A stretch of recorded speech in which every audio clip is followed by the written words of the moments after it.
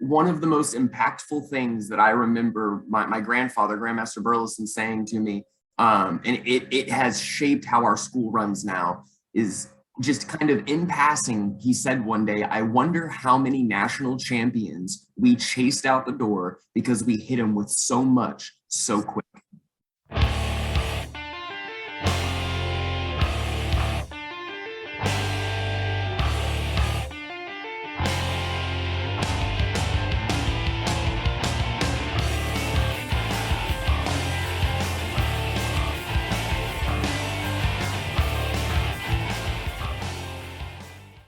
Hello, everybody. Welcome back to Conversations from the Heart. Today, we are joined by Mr. Pierce Burleson from Legends Martial Arts up in Hurst, Texas. Mr. Burleson, thanks for coming on the show. Absolutely. Thank you so much for having me. I'm really happy to be here, really excited to have this talk.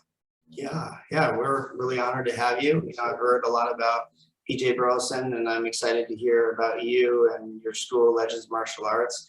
I don't know that much about all the details, and I don't know much about your story and how you got started in the martial arts. So for my viewers, can you tell us a little bit about how you got started in the martial arts and where you are today? Oh, I'd love to. And I really like the story because I feel like my story is the same as, or at least very similar to so many other people's. Like I was 4 years old.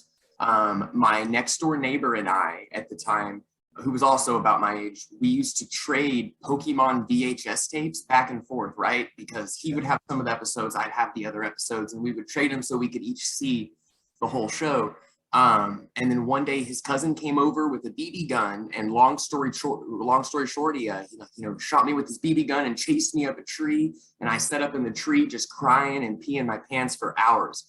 And finally I was able to crawl out of the tree, and I came home, and I went home crying, and my dad said, like, son, do you know what I do for a living? And that's how I found out kind of what the family did and like what the family business was. And it's been a blast really ever since then. That's awesome. Yes, sir. That's awesome. So you kind of got started pretty young then, I assume. Oh, absolutely. And it wasn't, it's funny because like I went of my own volition, but just because it was the family business, I have a strong feeling that I would have ended up starting karate shortly after that. It was just perfect circumstances. I have my son now training under me, and I did start very early, although it wasn't the family business. It wasn't, my father wasn't a martial artist or anything like that. Well, how old's your son? That's awesome. Yeah, he's 5, and he's doing really good. And he started when he was 3, and he's in our like Little Warriors program and whatnot. He seems to be liking it. Sometimes he doesn't want to go, but I say to my son, you got to do 2 things in your life. You got to become educated, so you have to go to school, and you have to learn how to defend yourself. So you have to go to martial arts training. Other things you want to do, that's fine. But you have to do these 2 things. Yeah. Absolutely, I couldn't agree more. By the way, that's absolutely right. Yeah, but I don't want to push him too hard, Of course. But I really want him to love martial arts. How was your experience growing up in the martial arts and kind of in the shadow of these great masters? Did you feel like this immense pressure to perform, or did you enjoy the experience? There was definitely some pressure, but I have to be super clear. The pressure was never from my family ever. They were just happy that I was here. Everybody was always really busy. We were always running around doing this and that and kind of getting everything together, because from my experience, the martial arts community is not the most well planned out group. We normally just kind of make it happen very well, I might add, but that has been the theme that I've noticed. There was a lot of the Burleson kid, and which was subsequently followed by usually getting smacked around. I was a very very average martial artist. It's just been a really long time, and I'm still here. Yeah, well, that's how everyone gets good. You just stick with it. Agreed. Awesome. Well, I think our central topic we want to talk about today is, transitioning martial arts through the ages and how we've changed sort of over the years. I don't know about your school, and I want to hear about how your school has changed, but I'll just kind of lay the groundwork that I see in the martial arts for everyone. And that is, there was an era, in the 70s and the 80s where it was kind of more of and even before then, kind of more of the blood and guts era of martial arts. And then, sort of starting in the 90s, especially like in the mid 90s, the real strong commercialization of the martial arts, to the point that, in my opinion, there was a little bit of over marketing of the black belt that kind of went in there. Although I think, as mixed martial arts rose, and there's some things I like about mixed martial arts, I really think that it was an important thing to do, to start mixing and integrating ideas. And that started long before mixed martial arts. I mean, back in the olden days of Blood and Guts era karate, we would just show up at a tournament and there'd be kung fu guys there and jiu-jitsu guys there, and we'd establish some kind of rules and then we'd play by them. But the mainstream idea of what MMA is and the sort of culture that surrounds it now didn't really emerge until really the 90s, and it was early 2000s, I think, when it became super mainstream. And because of that, there's been sort of a pushback against the commercialization of the black belt, and there's some kind of rebalancing, I think, in the culture, which is good. Although, if I had to say, if I had to choose the toughness of the two eras, the MMA era today and the Blood and Guts era of traditional karate back in the 80s and early 90s and before that, I would say that I love this, because there was still a lot of respect, discipline, tradition, heart. I mean, there's heart in MMA, but it's I love the techniques, and I think it's important, but I don't enjoy the culture nearly as much as there's so many just different interesting things about it. So first off, one of the most impactful things that I remember my grandfather, Grandmaster Burleson, saying to me, and it has shaped how our school runs now, is just kind of in passing, he said one day, "I wonder how many national champions we chased out the door because we hit them with so much so quick." I mean, you know this even better than I do. Like, it was only a successful class if there was blood on the mat. Like, it was only a good day if somebody threw up at some point. And like, it's so easy to remember that fondly. And I remember it fondly. I remember those 4-hour fight Fridays where like you would always you'd either pass out or you'd throw up. And I remember that fondly. Like, they're great memories, but I would never put my students through that. I would never make them do that. Now, if they want to do it of their own volition, like, I can maybe set something up like that, but yes, sir. I'm going to make that a requirement. Okay. Another thing on the like the over commercialization of the black belt. I couldn't agree more. There are so many, and I know so many just amazing black belts who are pillars of their communities. They're strong members of their families. They're great role models. I know plenty of black belts who are like that. I know. I'm sure a couple who are maybe not like that. But the alarming thing is, I know a lot of black belts who haven't maintained it, right? Who still deserve every level of respect.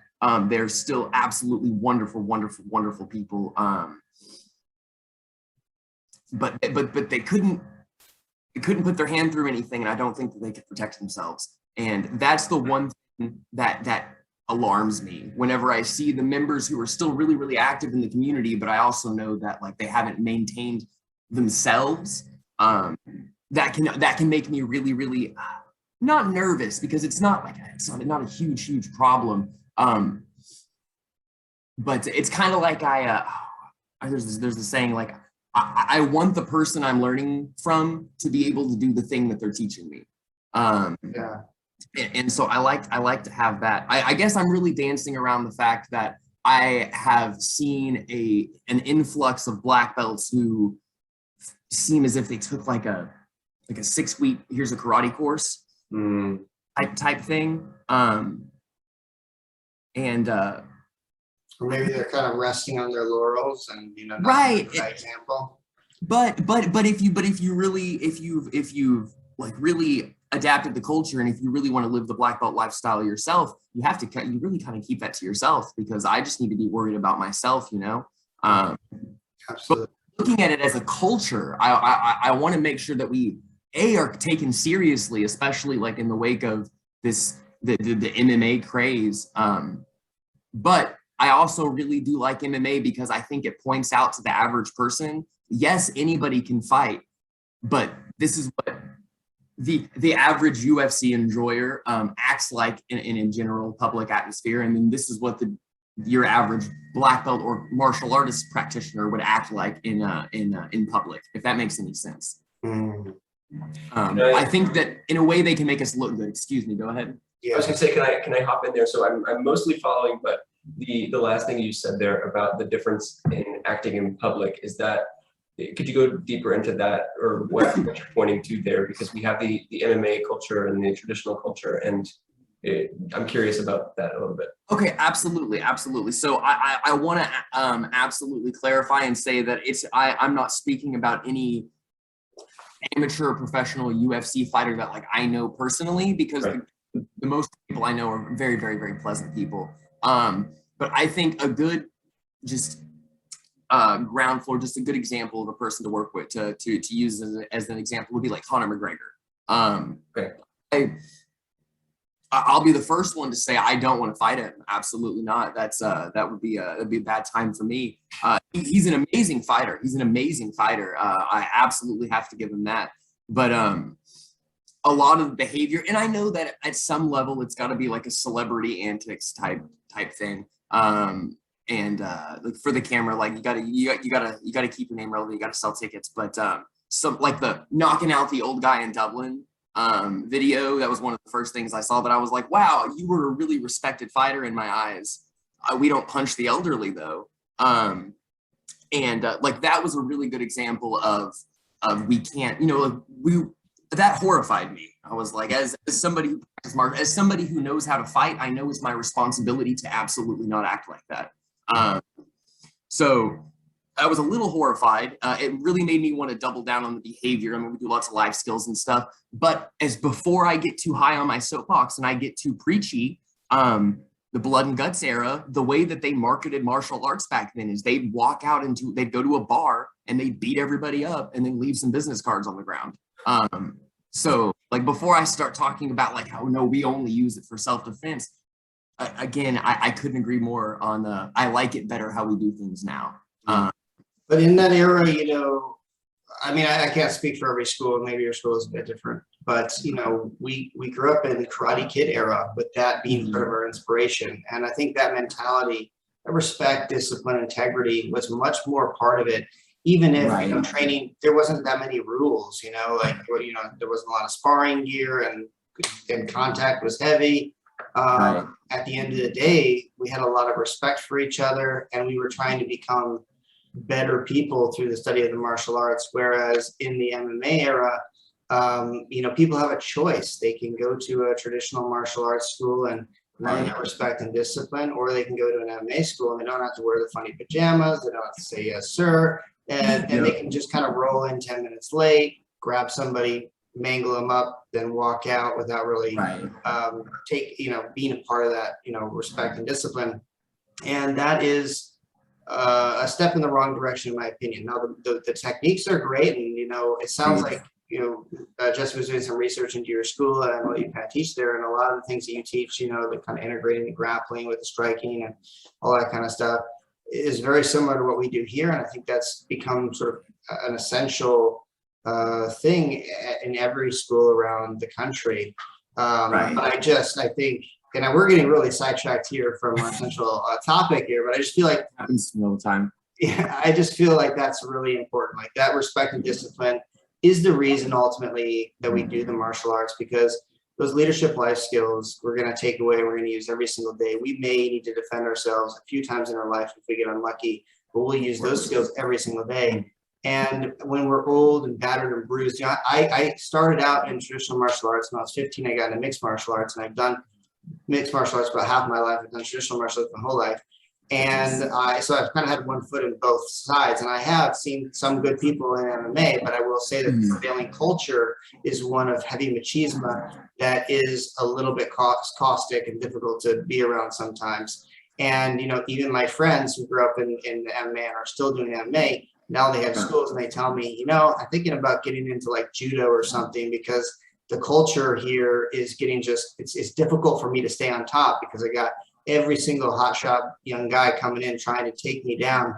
And now I'm in my 40s, and my body hurts, and I'm just tired of trying to always be the alpha wolf, and it's not, there's no other respect besides physical dominance. Yeah, And like I just want to roll sometimes. Like I just I couldn't agree more. But you made an excellent point earlier that I really wanted to also touch on. Like the respect, like from the blood and guts era, like somebody knocked you out back then, like you'd get up and shake their hand, and I miss that to a degree. I mean, I wasn't there for it, but like I wish that could still be a thing. But I also wanted to just to mention, back in the day, we didn't have the concussion. We didn't have the information about concussions that we do now. Like we just didn't know that. We didn't know how harmful that was to you long term. And like now the time's gone by, I think that's probably one of the reasons why we became so much more careful with some of those hits. And I don't know about you guys, but we have like a general 30% rule. And then the inside joke is I say 30, I would say 50%, but when you think you're going 50%, you're going a little harder than that. So I say 30, and then you actually end up going 50. So everybody's sparring at 50%. So we've been doing that, and with with the gear requirements and everything, I'm very, very proud to say that whenever I was younger, I want to say maybe 10, 11, 12 years old, we were doing one of those big tournaments in a rec center, one of the old, like a rec center gym. And at one point during the tournament, an older gentleman, he was a grown man, and one of our kind of unspoken rules was that, like, if you're old enough to drive and work and like been old enough to vote for a couple elections, that if you didn't want to wear a headgear, then we weren't going to make you. Like, we were like, we would say, I'm not your dad. Like, you don't want to wear it, you don't have to wear it, but you should. And that was the rule up until a gentleman's eyeball. Oh my God. Yeah, I don't want to be graphic or anything, but you understand exactly what was happening there. And it was unreal. It was out of a movie scene, like it was out of a horror movie, and like everybody was shielding the guy just to keep the children from seeing it. And at the end of the day, it was a Saturday afternoon at a popular rec center. Like, if one thing was understood, it was that couldn't happen again. Right. That couldn't happen to us again. Accidents happen and whatever. It was not necessarily anybody's fault, except for ours, because I did have the responsibility to keep everybody safe. So if I can hop in there, just off of that whole story you just told, we were looking at the website and kind of doing some research into Legends Martial Arts, and it looks like you guys have an awesome training program where your instructors come up through the program, and like all of the black belt instructors are, created in-house, right? And that is something that's really amazing. I'm curious, with that kind of sort of connection to the school, and they've been there for a long time, what signs, other than the extreme of somebody's eyeball popping out, what signs are you guys looking for when it's time to make a change? We've been talking about these phases of the martial arts over the past few decades, and right. Is there a moment like those moments, probably of less severity, where you say, yeah, just less extreme? Okay, a great example. Over the last, I'll say 5 years. Over the last 5 years, we have brought I need some wood to knock on. We haven't had a single concussion in the last year. And 5 years ago, I want to say we had 3 or 4 in 1 year. Okay. So definitely less serious. I mean, concussions happen for tons of reasons. But it wasn't, we had the gear situation solved. Like, everybody was wearing all of their gear. You weren't allowed to fight without it. I mean, you get pulled off the mat if you tried to sneak in without a mouthpiece or something. But despite all of that, people don't want to wear their mouthpieces. They're uncomfortable, and like, I understand. But at the end of the day, I needed to fight more. I needed to be more willing to be a grumpy, yelly. I had to be that guy. It's my job to be that guy, and I really don't like to step into that role if I don't have to. so I think I could have checked a little bit harder for mouthpieces, and I didn't. But now I do, and we have no concussions. And so it's really hard for me to try to pass that buck off somewhere else. Whenever the one thing that changed is that I've made an ironclad, like, you have to wear a mouthpiece. But it's also not the same litigation-wise era, anymore. You gotta Yes. be careful. And you got to have your insurance, and a lot of insurance providers require you to wear, full sparring gear because we don't want people's eyes falling out. I've seen a lot of stuff like that happen. Oh yeah. Not eyeballs falling out. That's pretty intense, but yeah. I wouldn't have believed it if I wasn't there. Like it was, and I was so young that some part of me still thinks that like if there wasn't a whole room full of people there to it, like I swear it would have been one of those things that, it was like a fever dream of being 11.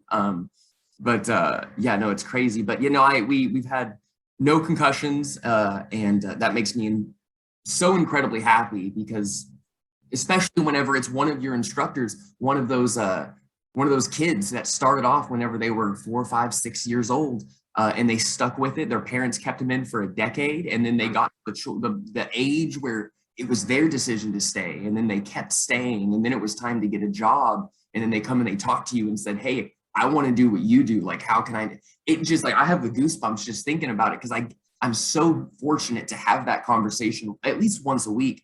And sometimes I get them when they're 4 or 5 or 6. And sometimes they come to me when they're 16. I have one of my good friends, actually. His name's Bubba, and he's a father. Like, his son is a grown man who's come in and helped me teach. But he was like, you know what? I love karate. I want to be more involved, and he's been helping me teach, and he's amazing. Like, it's all ages, and it's so awesome just to see somebody who's like, hey, I love doing this. I want to help people. So it's the greatest. It's the greatest. Nice. Yeah. So, just to kind of take us back on topic a little bit more, Right. You're like the 3rd generation school owner here, basically? Yeah. Okay. So I am not the school owner yet. That's kind of the transitionary process we're talking about. My father is still very much, that's Chance Burleson. He's still very much in charge. He still runs the day-to-day. Comes and teaches, it's there 5 nights a week. It is definitely an interesting process, especially because the process of owning a karate school was different 20 years ago, and it was different 10 years ago, and it was different 2 years ago. Yeah. And So anyway, I'm just trying to go ahead. Get a sense for what's going on here. So you got your Grandmaster JP Burleson, and then you have your dad, Master Chance Burleson, and then there's you, and it seems like there's been a transition in culture, from like sort of like bamboo martial arts school is really hardcore and people getting knocked out and dragged off the mats, to much more of a friendly, warm, welcoming place where people can go out with their eyeballs intact. yes, When did that transition happen? How did that unfold? Was that a lot of your influence? Was that a lot of your father's influence? remarkably, it was Poppy. It was all Grandmaster Burleson. Like, obviously, Dad wasn't a huge fan of Blood and Guts when he was the small child growing up in it. But I can say whatever I want to say about it. It made him tough. It made him really, really, really tough. But it also helped him. And I don't know if it was the karate or if it was just Poppy being the man that he was, but he also became very gentle too, which I think is the perfect combination. Very dangerous and very kind. The warrior in the warrior in the garden. So Poppy, as he got older, was like, hey, I don't like how much people are getting hurt. And so, we all just said, yes, sir, because that's just what you said. So, he said more gear. And so we absolutely went with the more gear. And then Dad was the one, Master Burleson was the one who kind of made the connection that it wasn't necessarily more padding. Like, yes, more padding was 100% the first step. But it was the control. It was moderation of power. It was keeping eyes on every fight. it was drilling into people. The second that you feel your heart rate start shooting up there and you feel your breath speeding up and you understand that you're no longer fighting calm, that there's no shame in saying, hey, this was a great fight. It's actually such a good fight that I have to step away because I'm believing it. And you know, Dad's the one who really hammered that in. Not that he made it a requirement. It is, but he made it cool. He made it cool to be the one who stepped away. He made it cool to be the one who diffused the situation. Like, I feel like I win if somebody wants to initiate an altercation with me and I say, hey, you know what, you win. You're gonna whoop on me, man. I got dogs at home I got to take care of. I'm gonna let you win, and I walk away. I feel like I won that situation, and that's because that's the culture my father has kind of required of the school as it's grown. That's awesome. Yeah, I just say yes, sir, and then demand it of everyone else. So we talked a lot about the physical contact and sparring and things like that, but of course in martial arts school is a lot more than that, and other things can change over time. For example, business practices, teaching style, you know, the cleanliness of the school, that kind of thing. Has that stuff also changed a lot? Because when I was growing up, you know, I trained in like a underground bunker basement with the fiberglass hanging down and the foaming mat, and you know, you hear the radiator going, and you go into the bathroom and it's totally unfinished. I mean, it was just nuts, you know. It's just wherever. Of course. But I have to ask you though, really quick, do you kind of miss it a little bit? Oh yeah, I miss it a little bit. You know, I moved here. Let me tell you a little story. I know I get that track, but I moved here to Texas about 5-6 years ago. Although I had been here a little bit before, I'm kind of coming back for it. But anyway, I moved here recently, and I just trying to get into the Texan culture. So, you know, big thing around here is barbecue. And we go out to the best barbecue place around. You know, I mean, this is going to be a contentious topic because there's a number of them. But one called Black's Barbecue.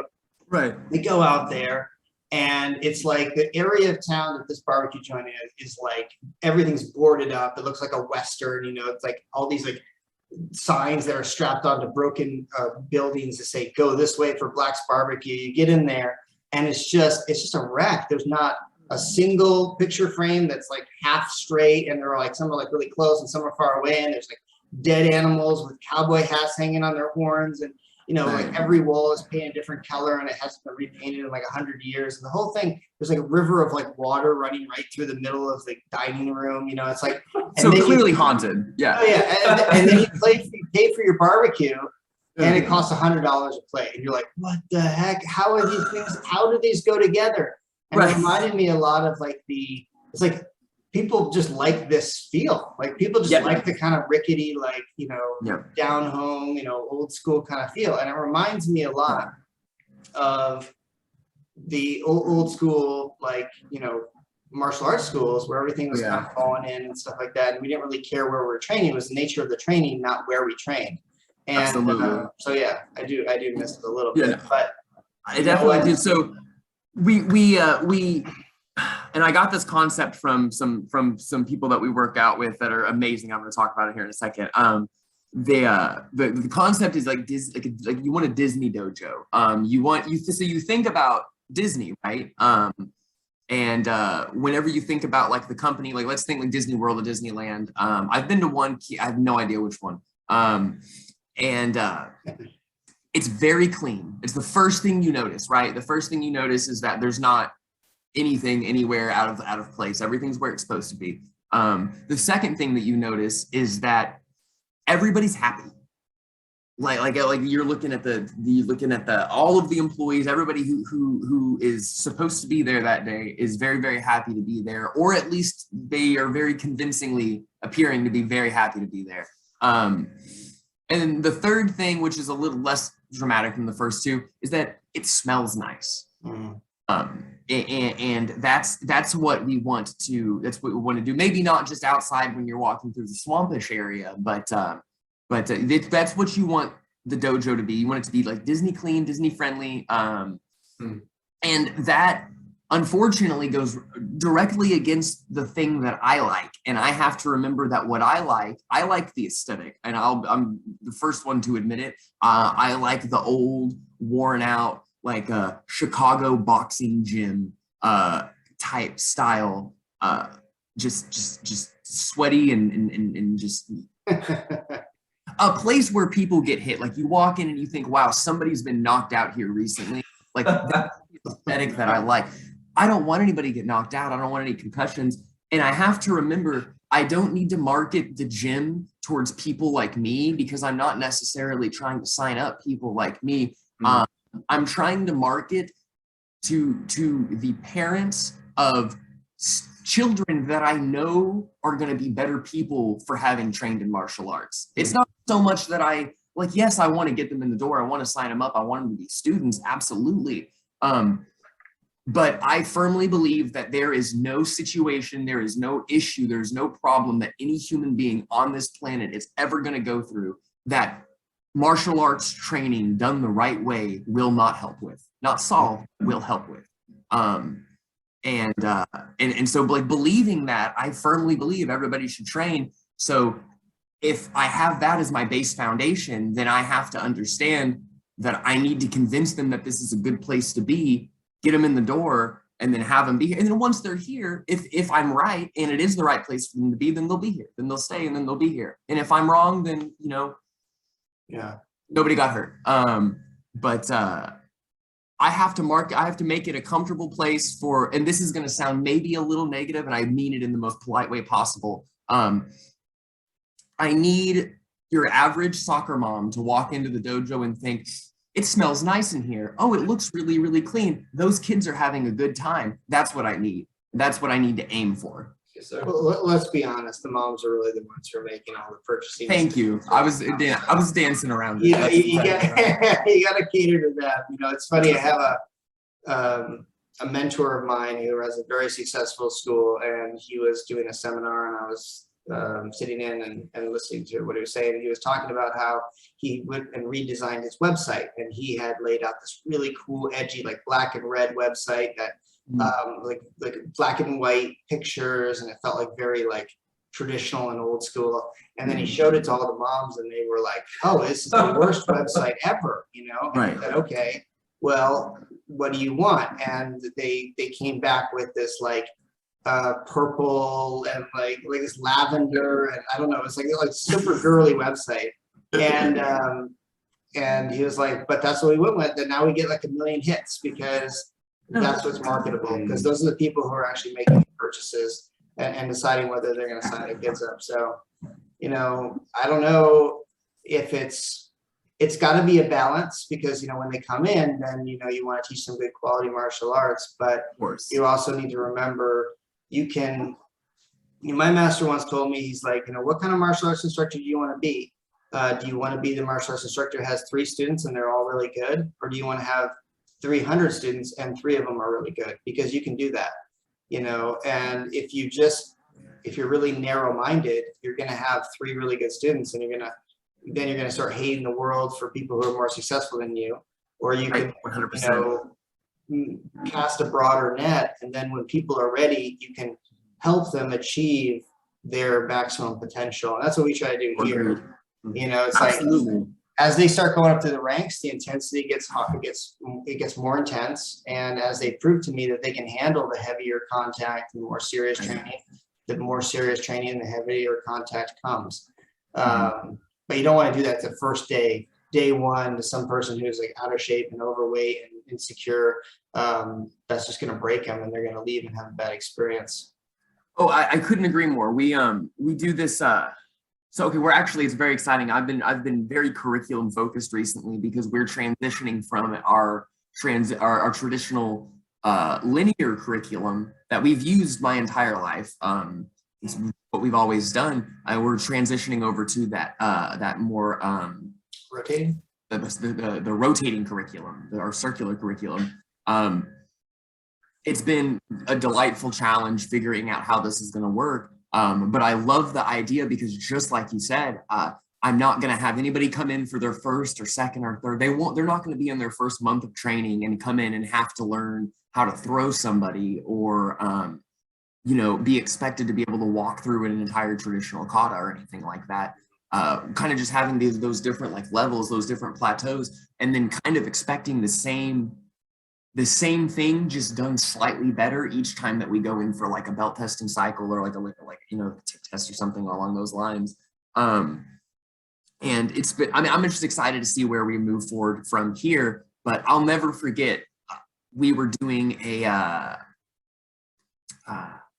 we were basically just doing like a little clinic with some people, and there were some prospective students. It wasn't necessarily like an event where we were going and actively trying to get some new students, but we were just rolling and just doing some fun little things. Like long story short, there was somebody there who was really excited about karate. They had studied it, they had read up about it, they had definitely looked into it, and they were excited to do karate. But this person was a little bit shy, a little bit overweight, just a little bit out of shape. Somebody who, by the way, was poised to gain so much from martial arts, right? They could have done so much for them. And during that thing, myself, who had learned how to throw recently at the time, I was so excited to show this person what I knew about karate, and then rather than walking them through it and giving them the intro as to why this was such a good thing for them, I picked the kid up and just threw him like right through the floor, like right onto his back, and it hurt him. I never saw the kid ever again. I still think about it, and it really is frustrating. Not really frustrating, but it's just something to think about moving forward. Every time that I see a new exciting thing, because every time that you take a clinic, or every time that you go and you take a class with somebody, or you get a lesson and you learn that new thing, you want to go show it to everybody, like, hey, I learned this new throw, I learned this new collie pattern, I learned this new whatever, and you want to go show it to everybody, and then we have to moderate that. I think I'm the worst one about being so excited about learning takedown. Like I learned a different double leg takedown the other day that looks like it's going to be really successful. So I immediately ran to my next class, and I was like, we're doing takedowns today. It was a warrior class, which makes that story really fun. My three. It's like a little warrior. Yes, I knew you would enjoy that. Yes, I was like, guys, we're gonna learn takedowns. What's a takedown? Also, I'm 5. What time is it? So yeah, it's fun. Story. It's fun. Yeah, there's only so much they can handle, but that's why we separate them and have their own program. Oh, absolutely. So I personally teach those classes to 3, 4, 5-year-olds. And I have to say it is my favorite challenge of my life. I think like right now it is of my teaching career, at least. It's because like it's the easiest and most fun class to teach, but it is also the most difficult and most irritating class to teach. Yes. I love it. Oh man, I love it. It's a blast. Yeah, it's if they're bad, they can be a lot of work. But if they're good, they can be your best students. Like some of our in our advanced little warriors class, it's almost easier to teach than our kids class. Oh yeah. And then our beginner little warriors class is really challenging. You got to be almost like a master to be able to gain control of the kids. So I really want to ask. Yeah. After this last kind of the last 2 years, we've been going through the COVID thing, and I noticed there were some weird kind of fluctuating patterns throughout that whole thing. But when we first kind of got our boom, I don't want to say like after the fact, but I can't think of a better way to say it. So I'll just say kind of after the fact, and we've got like this somewhat recent like influx of people who are like, okay, we're getting out of our house, we're trying to start some new things. With most of the students that I saw from that, particularly the 3, 4, 5, my warrior group, did you guys notice almost like a lack of socialization that had normally happened at that age? I had some kids who came in, and they were like neighborhood cats. They were just, I feel like at that point, there's normally like a level of you've been in public, you kind of know what the expectations are. And that really wasn't there. I mean, we're all great and fine and dandy now, like we've learned, but yeah. You guys see any of that? Yeah, I mean, we see that all the time, and I think especially with the 3-year-olds, they always tend to be a little shy getting on the mats and stuff like that. I think that's a reasonable conclusion considering things, I mean, a lot of kids were kind of shut in for many, possibly years, and didn't really get that socialization that they needed. I think we definitely saw it. I don't know if it was like above and beyond normal, but I wouldn't be surprised if that was the case. I honestly wasn't, maybe I wasn't paying attention to it too closely because I'm always expecting kids to be like the worst possible scenario. And then I just say, I'm going to break them. I don't tell anyone that, but in my mind, like, I will break you no matter where you're coming from. And so I just go in with that like fighter mentality. I teach you. I mean, I tell my staff, my parents hopefully never realize this because we're very approachable and we're very patient and all this kind of stuff. But when I'm in my office, it's like my war room, and I say, like, guys, we're preparing for battle. We're going to go out there and we're going to, give our very best effort. We're going to make sure that we don't let the kids get away with, anything, because even just a little bit can lead to a mile, and then the whole class goes sideways. So you need to get up their point. You got to bring them right back. If they're not following along with their exercise, you help them figure out what they're supposed to do. And so, we're kind of always just proactive. So it's sometimes hard to see too much of a difference, but no, I definitely understand that. I've worked with a lot of my assistants on the whole my general rule with my assistants is if you are 15, 16 or older, I will fully expect you to pick up a child that has decided that they no longer would like to do the things that we are doing. Which is not, it's not a big deal. It happens, but sometimes we get a little overwhelmed and we need to take a minute. We need to go maybe have a chat with mom or dad and refocus and remember that we do want to be here and we just got excited. And but I have my TNT, my teachers in training, my younger ones who are 10, 11, 12, 13, who are like, hey, I think I want to teach karate, and I get them in, and I love that they're absolute joy to work with. But I have this one young girl, and she's definitely recently it's kind of clicked in her head, like, oh, I'm the boss, I have the power, and I can use it and exercise it. But I remember watching her, she was teaching about a month ago with me, and we had this new student who came in, he was very excited to do karate. Whenever he found out that the way that we start is the single line chariot kunye shio, we have to bow in. Well, he was not a fan of the bowing in idea. And so he wanted to not do that. And she just kind of looked at me, and then she looked at him, and then she looked at me, and I was like, go ahead, and you can pick him up. And it all happened in that moment in her face. And I'm totally just projecting this onto her, but she's like, oh my gosh, I'm the adult.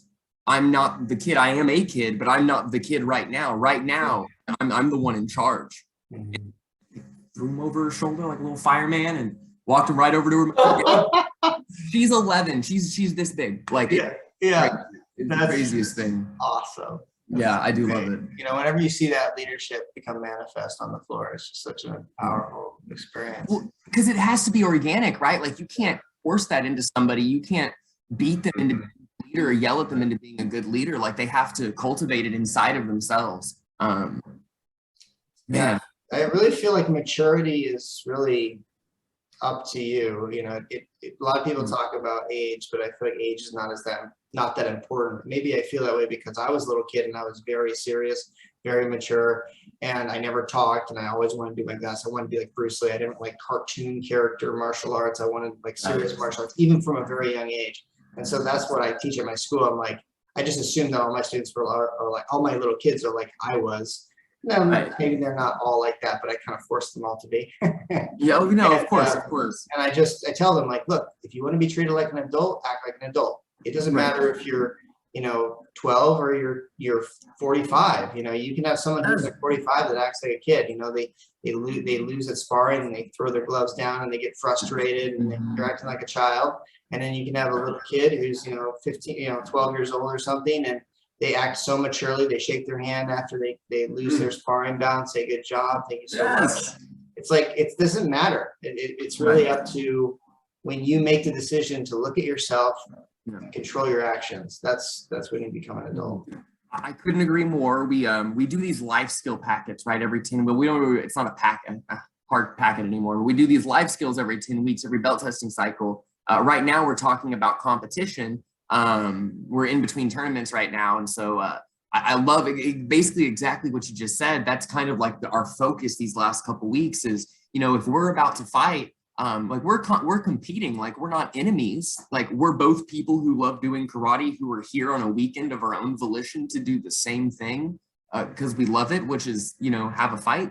Like that's great. Like we're friends. Like I want you to do a good job. I want to do a good job. Like I want to win, but you're my second choice. Like let's do that, and trying to just let the kids know that is exactly what a competition is. And you know, specifically it's the tapping of the gloves, right? So I demand it, like, you know, we face each other and bow. You face the whoever's the official, whoever's watching the fight.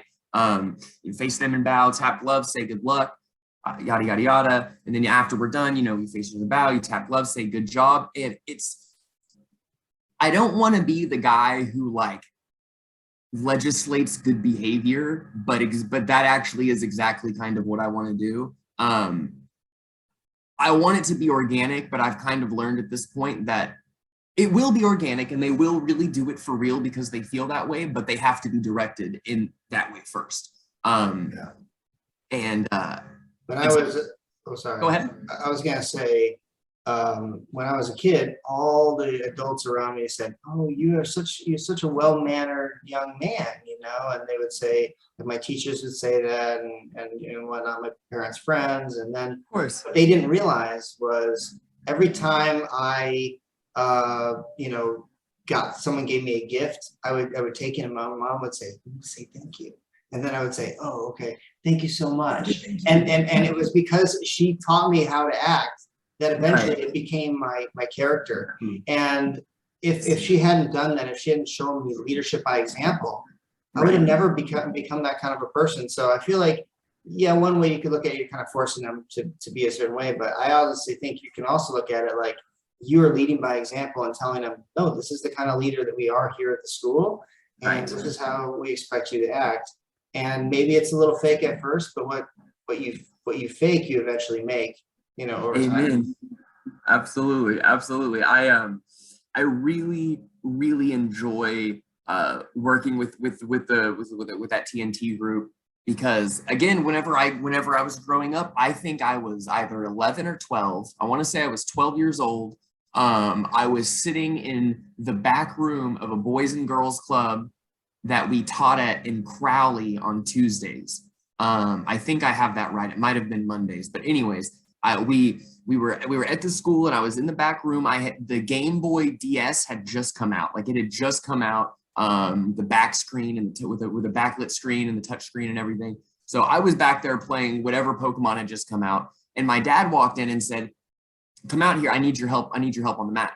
And so I said, "Oh, yes, sir. Absolutely." And so, you know, I throw my belt back on and I run out there and I jump on the mat. And so it's my dad, myself, and then a class of like 30 or 40 people. And we didn't separate back then. Like it was, and that was kind of one of the draws was you could take karate with your family. And we just, we still do that, just different classes now. But I mean, my oldest student, I think was like maybe 66 and my youngest was 4 or 5 and everything in between. And there was no introduction to how to teach. So like I walked onto the mat and I was terrified looking at gentlemen who were my dad's age, and I'm not going to tell that guy to get his hands up.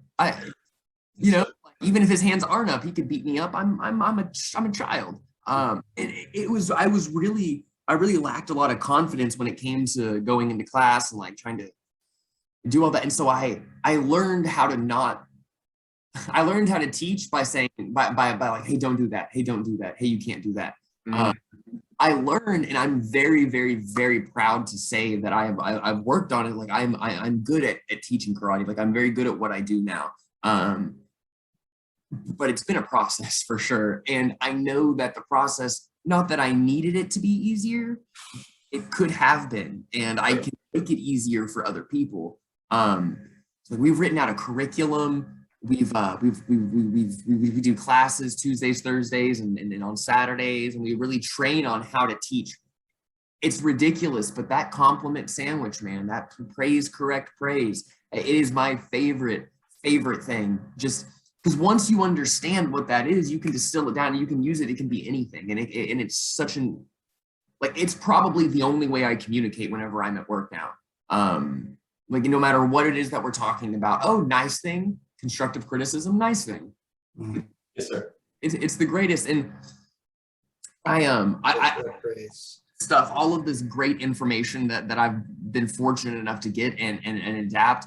This has all been, it's all come from our friends out in California, the COVARs, the Satori Alliance. Oh yeah, they're great.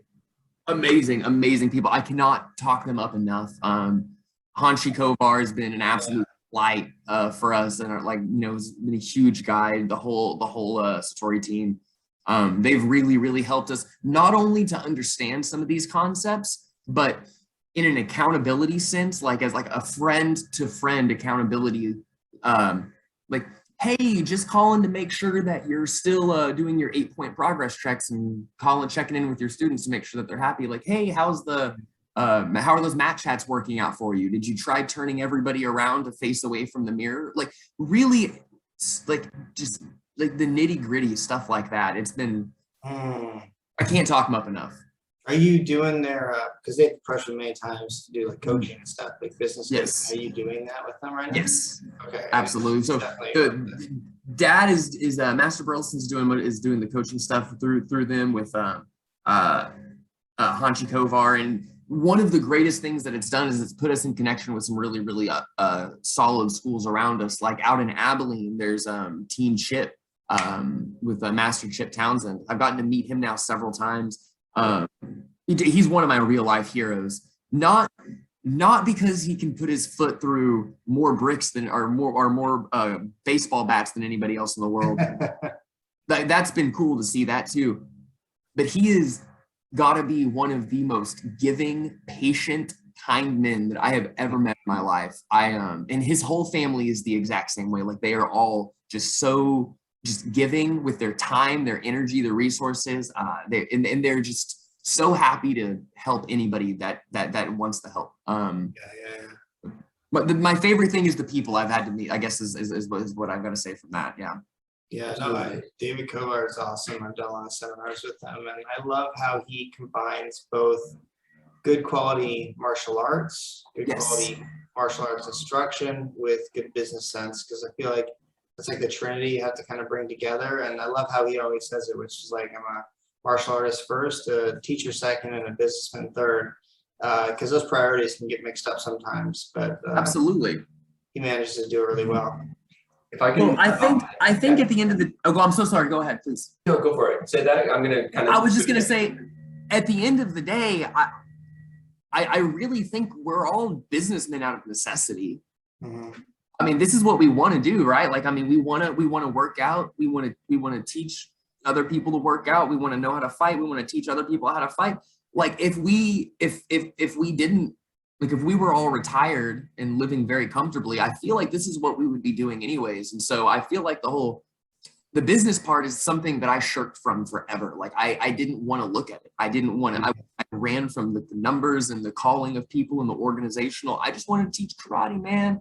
I'm not serving myself and I'm not serving my people doing that. Yeah. I have to do this. And it's like you said, it's a necessity. So even if I don't want a businessman to be on the list at all, it has to be. So I'm a big believer that your business is either growing or it's dying. And if you don't have a growth mentality, you're going to be failing. So you kind of out of necessity have to be a businessman. I have to approach things in a business sense, a good example is my drinks. Like, I didn't have a business sense with my drinks, and I was just like, okay, trying to make just a little bit profit on those. And, it just takes a couple of drinks getting taken from the cooler for me to end up losing money on the drinks. And eventually my wife just said, look, you're a business, you have to make profit. We're going to raise the drink price here so that they're more reasonable. This is not like, Walmart. You have much more overhead, and, it costs you more to get these. And it's just that's just one small example, but it's just, you need to approach things with a business sense, or you're going to get taken advantage of. And they won't even mean to take advantage of you. It's just that that's just nature of. Oh, absolutely. So for me, it's mouthpieces, right? So I have the mouthpieces priced out.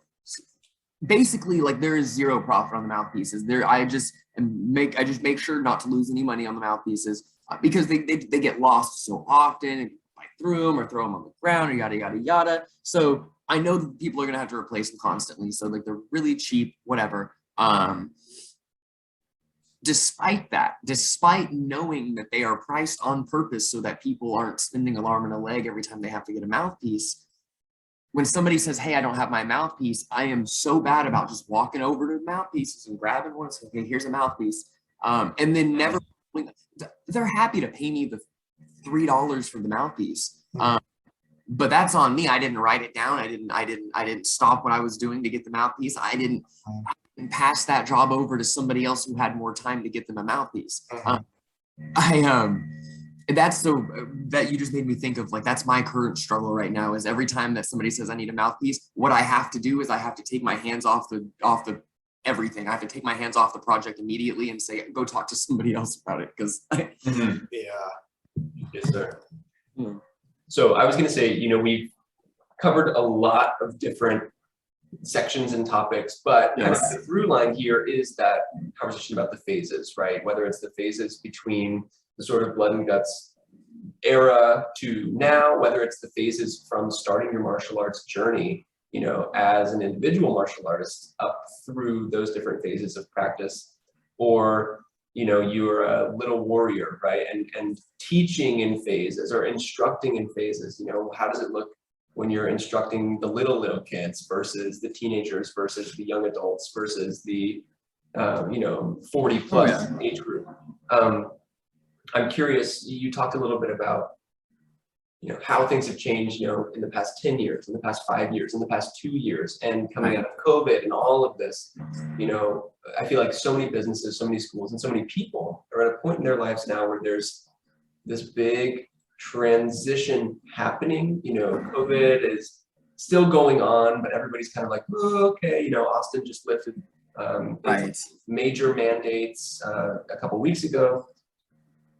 What are you all focusing on right now out at Legends Martial Arts that you know is going to take you into the future, right? Like where are you, where have you been coming from, and what's coming in the future that you guys are all moving toward? I know you've talked about this curriculum change. You've talked about really taking time with that instructor training program and really, you know, reaching out to these other schools and getting that input. But that's I'm curious about that. So yeah, no, absolutely. Thank you. We more than anything, I'm excited for our curriculum change just because I've devoted the most of my, I want to say the most of my effort, energy to that. But I've just a lot of times I've spent thinking about what it's going to look like and how it's going to be different for us. So between the curriculum change and we've okay, scratch that, take it all. The Bamboo League. We missed tournaments, right? Now we're not a school, we're a self-defense school. My goal is somebody tries to stop you from getting in your car, you still get in your car and go home tonight. And that's my thing. But tournaments are awesome, and tournaments, it's a fact that tournaments are good for your training. If you compete, you will get better. You'll see what you need to work on, and they're fun. They're so much fun. I love tournaments, if you couldn't tell. And we didn't have a tournament for what, 2 years? Yes, sir. And a half at least. So we didn't have any tournaments for a while, and we've just now finally gotten back into the swing of things. And so there are a couple other schools that we work with. They're all amazing people. They've got amazing students, amazing teachers. And we have all agreed that instead of any one of us trying to throw 6 tournaments this year, everybody's going to throw a tournament this year. So we already had our very first tournament with what was it? Rising. So we had Rising Phoenix, Integrity Martial Arts. James Holan is going to be there. I know I'm forgetting somebody. Texas X from Master Valdez. There's going to be a lot of awesome people there. But we have our next one coming up really, really soon, and I'm super duper excited for the next tournament. Yes, sir. Nice. What kind of circuit do you compete with? I mean, it's really, really small. There's just a couple of us, and it's all here in the mid cities. But it is our own. It's our own circuit. Like we put it together ourselves. The problem was, the problem is competition is absolutely perfect. It's a great thing, but you got to get in with the right people. I had a hard time because I was telling all my students, I want you to compete. I want you to go compete. And then I wasn't necessarily offering them a place in which to do that. But they were going off to compete in just whatever XYZ tournament that they heard about. And most of the time it's fine because as in general, people are awesome. And for the most part, people are just good people and they want everybody to have a good time and be safe. But there was always that one-off tournament that somebody would go to, and just the energy wouldn't be there, the attitude, the respect wasn't there. Nothing incredibly notable happened. I mean, some students went off to other tournaments and, you know, got beat up a little bit, but I mean, nothing crazy. But I realized I couldn't keep talking up tournaments so much and not doing it myself. And of course, during COVID, there was nothing to do there. I mean, tournaments only profit if you pack as many people as you can into a small event and, you know, and keep it running. And that was not the move for those years. But man, it's been it's just been. Yeah, no, I agree with you. We haven't done a tournament in a long time, and we're itching to go back to competing because it's very important, like you said, especially for upper ranks who are looking for something to inspire them to continue their training. You know, like lower ranks, I don't think it's that important, and sometimes it can be a double-edged sword because they go and compete, they don't do so well, and they end up quitting. But the upper ranks, you know, as they're starting to get skilled, they need something to push them to like try to get more skilled. You know, like if they go to a tournament and they fail, once they think they're skilled, then sometimes it's like, oh, I'm gonna get back in there and I'm gonna beat him this next time, you know. And they have enough grit and tenacity to persevere and to succeed at that point in their training. Whereas early on, sometimes it can be like, whoa, I just got like a deer in the headlights, roundhouse kicked in the head. And I don't like that experience. I don't think I'm going to do that again. Like, I'm going to go do something else. Yeah, absolutely. Absolutely. And hey, I don't know about you, but I had a couple moments like that myself. I took a side kick to the throat one time and I thought to myself, like, I'm going to go play sports. I'm going to go do something different. Oh, yeah. I've been there. Oh, my God. Yeah. Back in the day, people get dragged on stretchers all the time. I remember when I was 8 years old, one of the kids in my division got his neck broken right in front of me with a spinning hook kick. And you know, nose broken, fingers broken all the time. Oh yeah. The last 2 times I was knocked out, it was a spinning heel kick, and so I got knocked out to a spinning heel kick for sure. I've knocked people out with it too, which is also it's like you get some and you give some, so it's. So there's this while we were on tournaments, it was making me think. There's this young lady that I was able to train with a little bit the other day. She came did a lesson with me, and I was able to compete with her. It's Mrs. Kristen Dupaquier. I'm sure you could look her up. She's got to have something out there. But this young lady, I competed with her the other day. Super nice, super polite. I'm really tall, so everybody seems a little smaller to me. But she's just this little person, and she seems so pleasant. And then she did her kata, and I swear that woman grew 7 feet tall.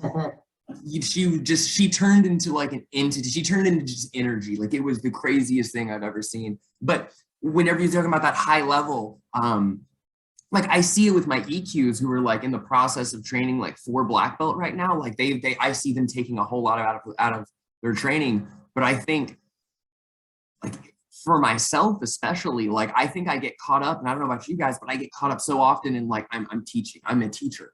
Like I have to teach, but you have to be a student to be a teacher. And I mean I still train it once, twice a week. But I see people like her compete. She's teaching too. I'm not doing anything she's not doing. Like she's also teaching. She's also got all these students and all these things that she's got going on throughout life. But then I see somebody like Miss Kristen Dupaquier do that kata, and I think to myself, like, ooh, I'm a martial artist. I love karate. Like, I need to get in there and stretch. Like, I need to get to work early. Like, I need to get some extra work in. So I agree that it's super duper important at a higher level. Absolutely. Well, you're not that far away from us. How far is First from Austin? From Austin? Oh, not far. Maybe I want to say 3.5 hours. 2.5, 3.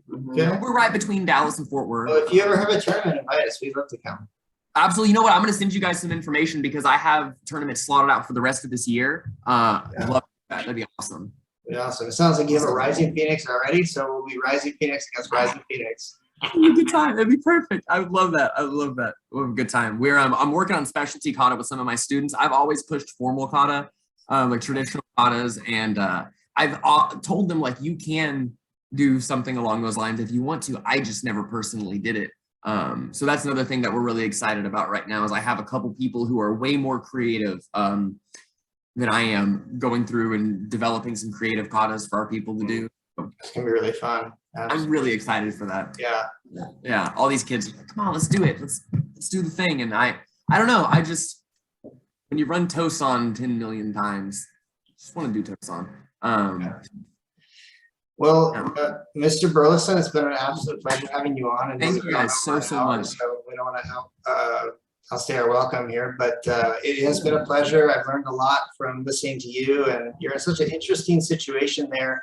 3 generations of masters. I mean, you don't go by master, but I'll consider you a master. And maybe a couple more years. Sounds like you've been doing it a long time. Yeah. And I hope that we can have you back on maybe later, talk about a different topic if you ever have interest. You're a very charismatic guy and have a lot of great things to say. I'd love to talk about karate. I'd love to anytime. Thank you guys. This has been a joy. I'm going to be talking about this all day long. I just want y'all to know that. So yeah, thank y'all. Awesome. Yes, sir. Well, take care. Thank you so much. Absolutely, guys. Have a wonderful rest of y'all's day. Thank you so much. You too. All right. Us. If you enjoyed that podcast, please consider liking and subscribing to our YouTube channel, as well as hitting the notification bell. We offer in-person, group, and private lessons at our facility in Kyle, Texas, as well as virtual lessons anywhere in the world. If you'd like to learn more about our programs, you can find us online at risingphoenixtkd.com.